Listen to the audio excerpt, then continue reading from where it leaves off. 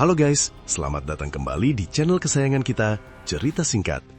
Di video kali ini, kita bakal bahas film action yang super seru dan brutal abis. Ceritanya berfokus pada Kyohei, seorang agen ninja assassin yang mendapat tugas sebuah misi bunuh diri melawan mafia pembawa bom mematikan. Tapi sebelum kita masuk ke cerita film yang berjudul Sek ini, buat kalian yang baru mampir, yuk support terus channel ini dengan cara klik tombol subscribe-nya. Kalau udah, ayo langsung kita mulai ceritanya. Film ini dibuka dengan pengenalan tentang para ninja atau pejuang bayangan yang sudah melindungi Jepang secara turun-temurun selama lebih dari 1000 tahun. Di era modern ini, mereka masih beroperasi secara rahasia dan bekerja sebagai pembunuh bayaran untuk sebuah organisasi non-pemerintah. Cerita kemudian berfokus pada tokoh utamanya yang bernama Aizawa Kyohei. Kyohei ini punya kehidupan yang cukup kelam dan sepi. Dia tidak ingat masa kecilnya, tidak punya banyak teman dekat, kehilangan sosok rekan yang sudah dia anggap seperti kakak sendiri, dan harus merelakan wanita yang paling dia cintai tewas dalam sebuah kecelakaan pesawat. Saat ini, hidup Kyohei terasa monoton. Dia hanya hidup untuk bertarung dan menjalankan misi sebagai garis pertahanan terakhir Jepang.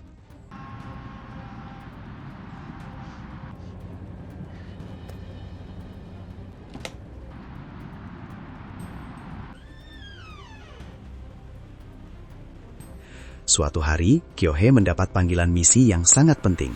Sebuah kelompok mafia berbahaya bernama Grup Kozuki, faksi terkuat dari geng Jianhei, sedang membuat kekacauan. Kyo, full faction. The Kozuki clan, with many dangerous organizations. RDX Yo has gone for the Kozuki clan. The Kozuki clan has been blackmailing many key government officials and making dark deals with many dangerous organizations. We have solid intel. Mereka memeras para pejabat tinggi pemerintah, dan yang paling parah, mereka berhasil mendapatkan bahan peledak tingkat tinggi jenis baru yang disebut RDX Alpha.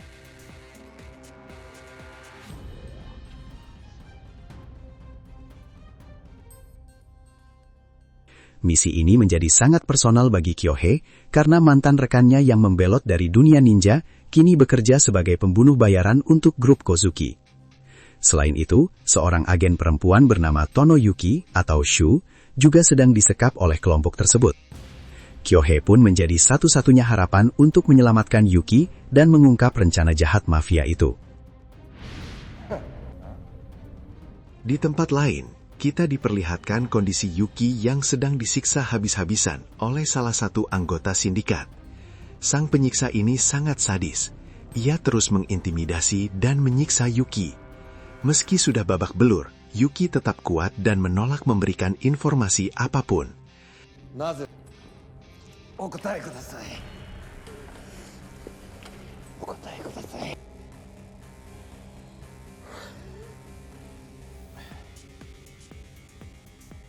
Sementara itu, bos besar mafia tersebut malah bersantai dan menyerahkan urusan pengiriman bom RDX Alpha kepada bawahannya, karena ia berencana pergi menghadiri acara konser putrinya.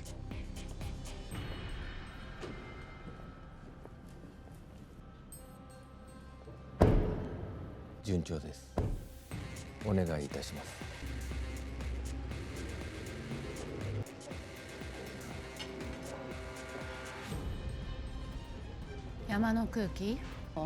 Keesokan paginya, Kyohei bertemu dengan informannya di sebuah restoran mewah di gedung tinggi untuk mematangkan strategi. Dari obrolan mereka, terungkap seberapa berbahayanya bos grup Kozuki serta tangan kanannya, Machida, yang punya koneksi ke mafia internasional dan berencana melakukan aksi terorisme besar-besaran menggunakan RDX Alpha. Informan tersebut juga meyakinkan Kyohei bahwa Yuki sengaja belum dibunuh, karena mafia itu masih punya rencana lain untuknya.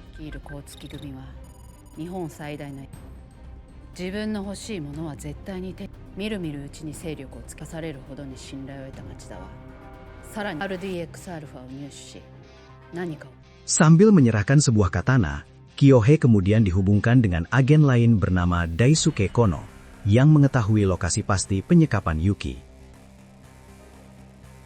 ユキの居場所は運搬係に伝えずに運搬係は大輔虎の国に開始する。も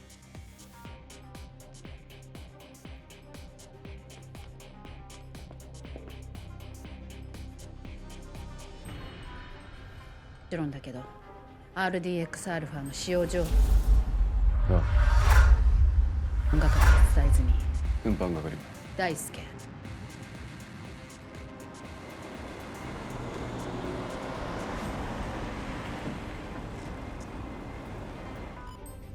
Operasi penyelamatan pun dimulai.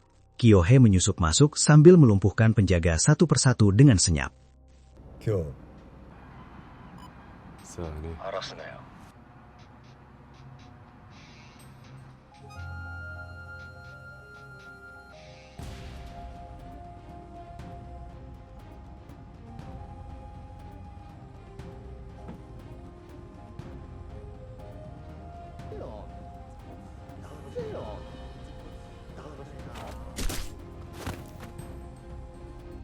Kyohei akhirnya menemukan Yuki. Sambil melepaskan ikatannya, Kyohei terus berkomunikasi dengan Daisuke dan diminta untuk bersiaga di posisi penjemputan.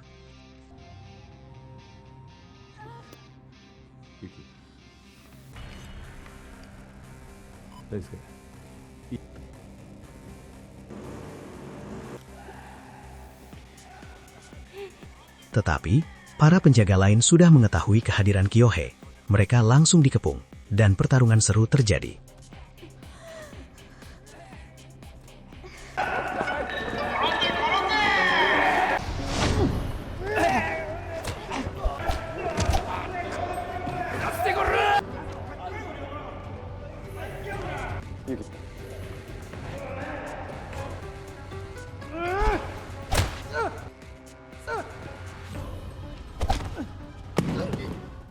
Yuki kemudian mengejar salah satu Yakuza yang memegang tas berisi bom RDX-Alpha. Saat terpojok, Yakuza itu berpura-pura menyerahkan tasnya ke Yuki. Padahal, diam-diam dia sudah menyiapkan belati untuk menyerang Yuki. Untung saja, di saat kritis Kyohei datang, dan membuat Yakuza itu jatuh dari atap gedung.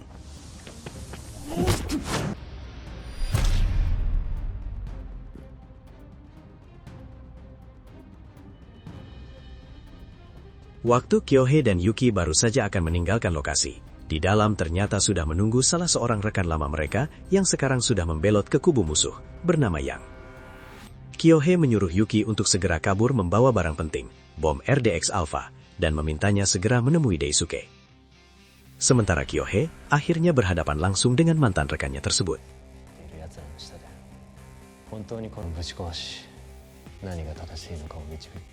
Yang mencoba mencuci otak Kyohei untuk meninggalkan organisasi ninja.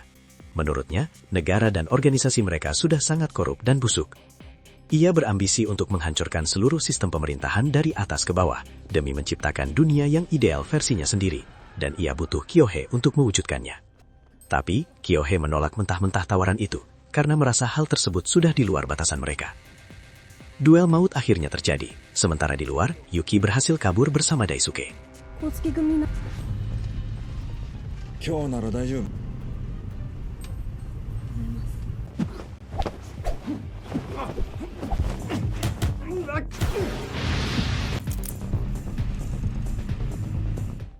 Tapi pelarian mereka tidak berlangsung mulus. Seseorang menggunakan motor mengejar dan berhasil merampas tas berisi bom dari tangan Yuki.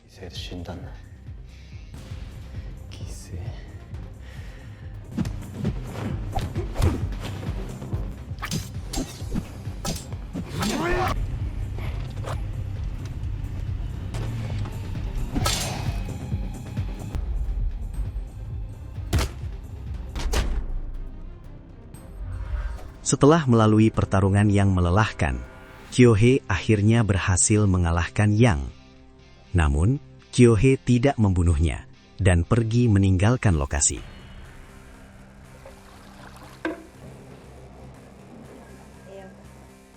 Di tempat lain, bos mafia grup Kozuki, sedang menerima laporan dari anak buahnya yang gagal menjalankan tugas.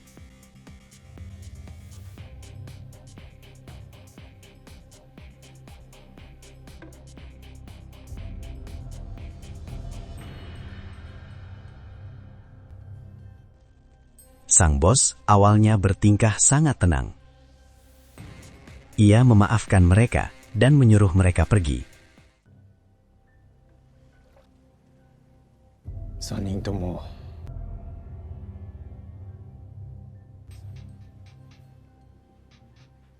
失礼いたします。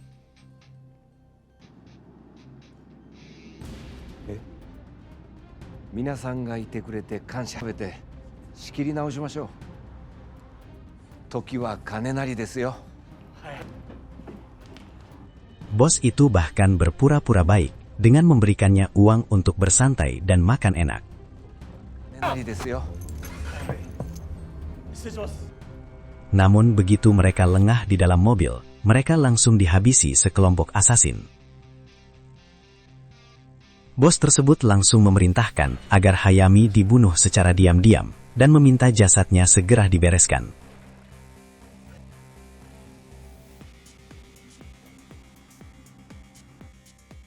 Sementara itu, sebuah rahasia gelap terungkap. Ternyata, Daisuke adalah pengkhianat atau orang dalam yang selama ini membocorkan informasi kepada pihak musuh. Seorang wanita ditugaskan untuk mengejarnya.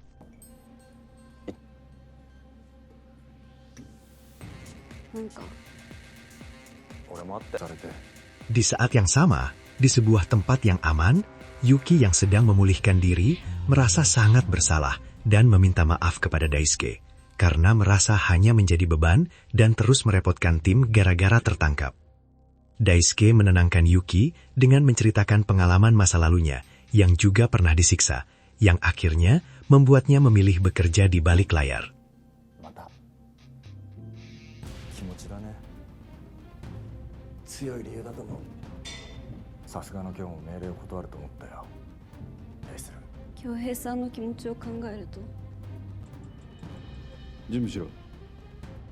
Misi pun berlanjut ke tahap berikutnya untuk mengamankan bom RDX Alpha.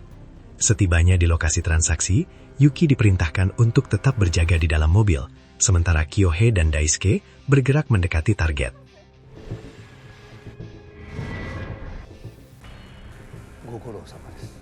Di dalam gedung, kelompok pembeli sedang merayakan euforia karena merasa bom mematikan itu sudah berada di tangan mereka.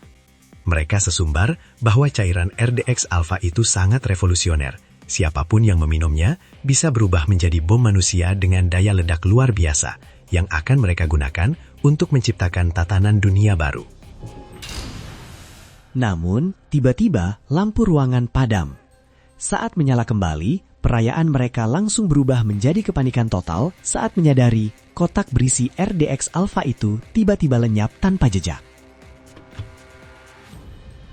Ternyata, Kyohei sudah mengambil tas itu dalam kegelapan, lalu mengopernya kepada Daisuke.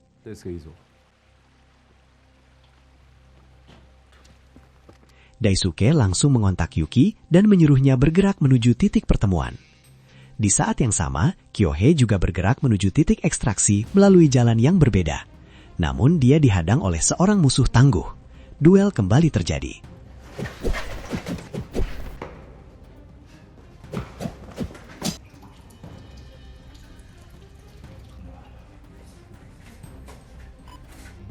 Sementara, pelarian Daisuke juga mengalami hambatan. Dua asasin wanita muncul dan langsung menyerang Daisuke.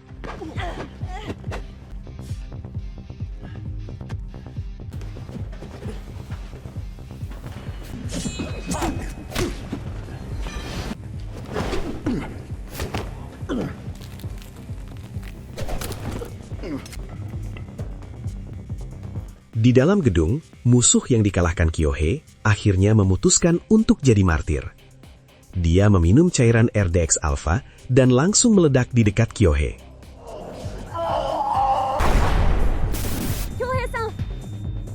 Tak lama kemudian, seorang wanita yang mengendarai motor muncul.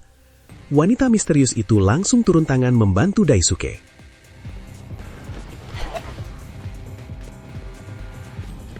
Yuki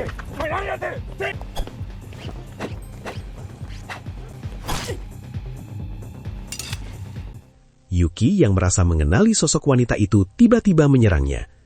Tapi wanita itu tidak membalas dan malah melepaskan helmnya. Ternyata dugaan Yuki benar. Wanita itu adalah Sayuri, sahabatnya. Tiba-tiba seorang sniper melepaskan tembakan yang mengenai Yuki dan Sayuri sekaligus. Di saat itu juga, Kyohei yang selamat dari ledakan datang dan melepaskan bom asap ala ninja, memberikan kesempatan mereka untuk kabur pakai mobil. 任務完了です。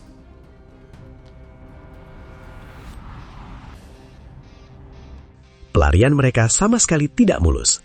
Di dalam mobil, Yuki terluka cukup parah hingga mengalami pendarahan dalam. Sampai akhirnya Yuki tewas di tengah perjalanan. 飛ばすぞ。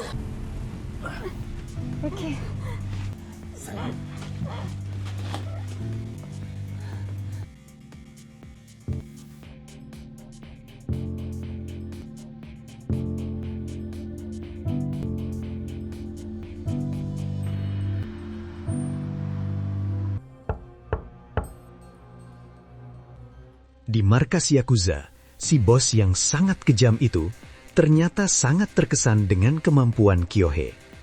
Dia malah menugaskan tangan kanannya untuk merekrut Kyohei masuk ke dalam sindikatnya. 採用の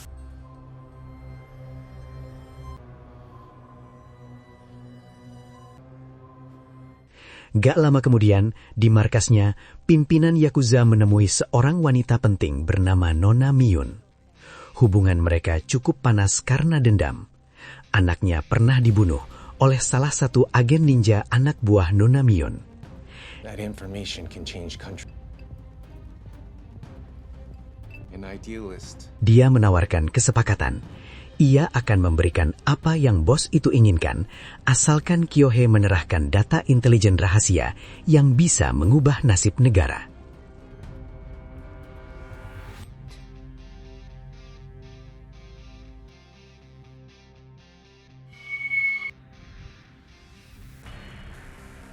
Sementara batin Kyohei makin diuji ketika ia kembali berdebat dengan mantan rekannya yang membelot. Si pembelot itu terus mencela idealisme Kyohei. Ia menganggap pengorbanan nyawa demi negara yang korup adalah hal konyol, karena tidak ada yang memintanya melakukan itu. Menurutnya, Kyohei hanya akan kehilangan nyawa sia-sia dan malah menghancurkan harapan orang-orang yang peduli padanya. 豊かになることを諦めなかったがゆえに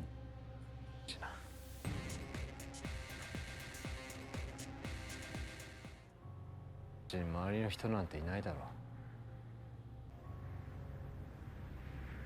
Ketegangan kembali terjadi saat Kyohei, yang kondisinya masih penuh luka akibat kena ledakan, balik ke markas. Dia disergap oleh beberapa penyerang.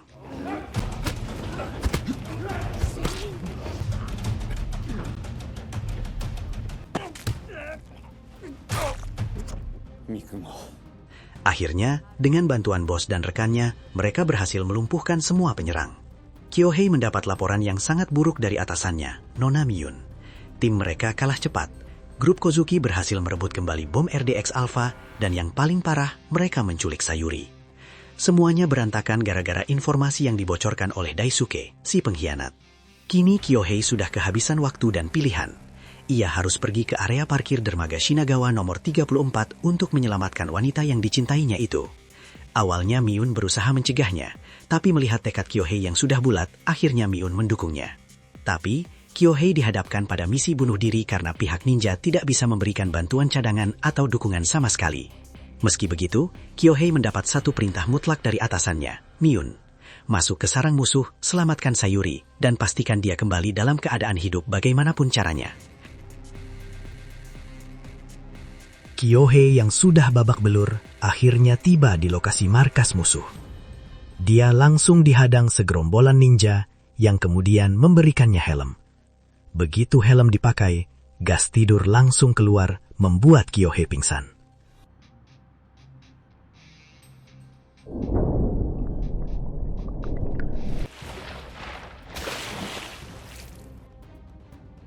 Begitu sadar, Kyohei sudah ada di dalam markas. Machida, sang petinggi mafia, mulai menyiksa sambil menguliahinya tentang betapa rumitnya perasaan dikhianati. Machida kemudian dengan dinginnya memerintahkan Daisuke untuk menusuk Kyohei di depannya sebagai bentuk kesetiaan dan pelajaran tentang aturan main mereka.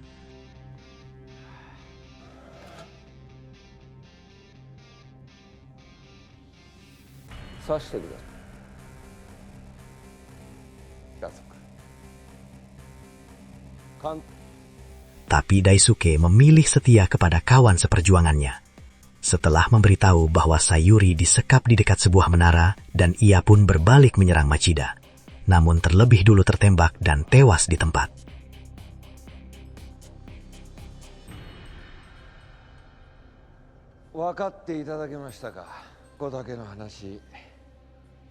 Machida yang masih berharap agar Kyohei bergabung dengan klannya memberikan waktu untuk Kyohei berpikir, kemudian pergi meninggalkan ruangan itu.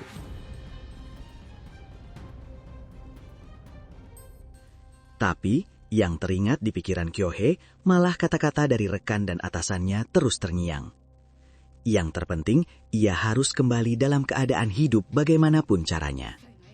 Berbekal tekad itu, Kyohei berdiri dan bertarung habis-habisan menghabisi para penjaga.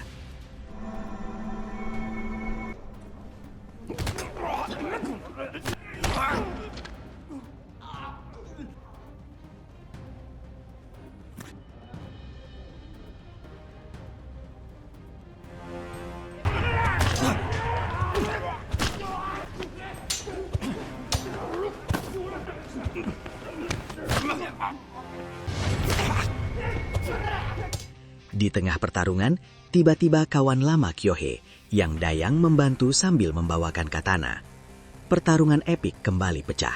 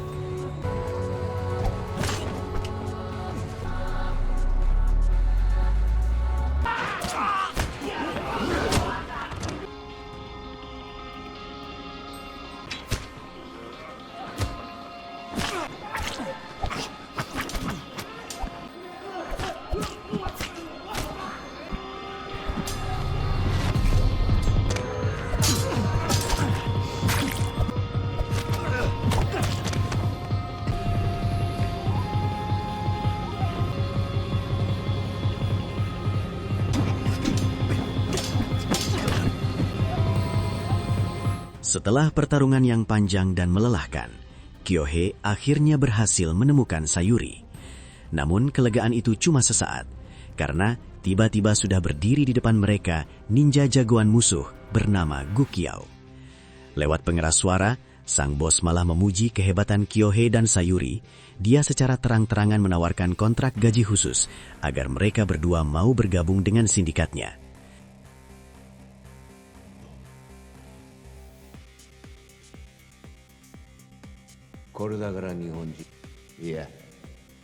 Tentu saja, Kyohei menolak tawaran licik itu. Sang bos merasa sangat kecewa. Karena tawarannya ditolak mentah-mentah, bos mafia itu langsung memerintahkan anak buahnya untuk melumpuhkan Kyohei dan Yang, dengan catatan khusus agar mereka jangan dibunuh dulu. Pertarungan sengit kembali pecah.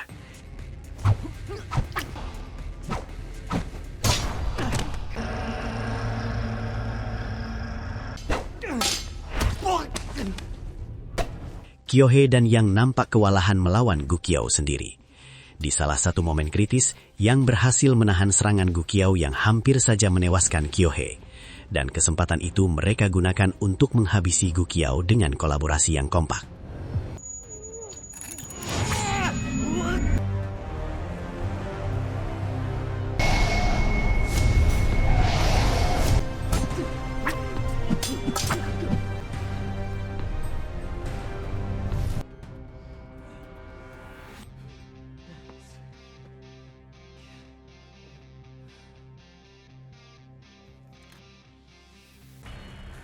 Setelah itu, dengan sisa tenaganya, Yang pergi ke ruangan Machida. Bos mafia ini dengan nada mengejek dan sinis malah menyuruh dia duduk dan menawarkan minuman. Tapi diam-diam dia berusaha untuk menyuntikkan kerang beracun ke tubuh Yang.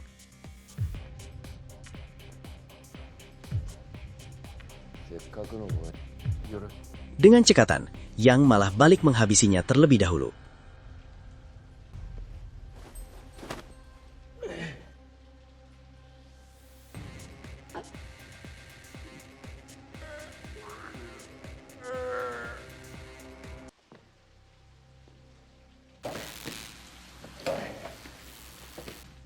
Sementara itu, Kyohei berhasil melepaskan Sayuri dan membawanya keluar. Tapi tiba-tiba, dia diserang oleh bos besar Yakuza yang sadis banget. Duel epik kembali terjadi. Kyohei yang sudah terluka nampak kewalahan.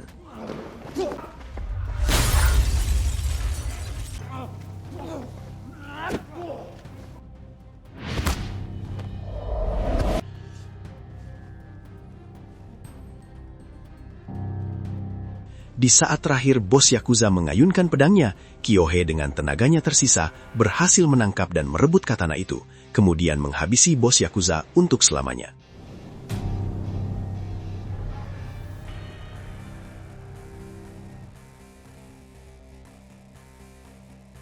Sayuri mengira Kyohei juga tewas, tapi beberapa saat kemudian Kyohei terbangun kembali. Dan film pun berakhir dengan mereka berdua berjalan tertatih-tatih meninggalkan tempat itu. Akhirnya Kyohei bisa bawa pulang Sayuri dengan selamat, guys. Change country to... Gokil, pertarungannya epik banget ya. Gimana menurut kalian film ini? Coba komen di bawah ya. Jangan lupa klik like, share ke teman-teman kalian, dan pastinya subscribe buat yang belum. Sampai jumpa di alur cerita film selanjutnya.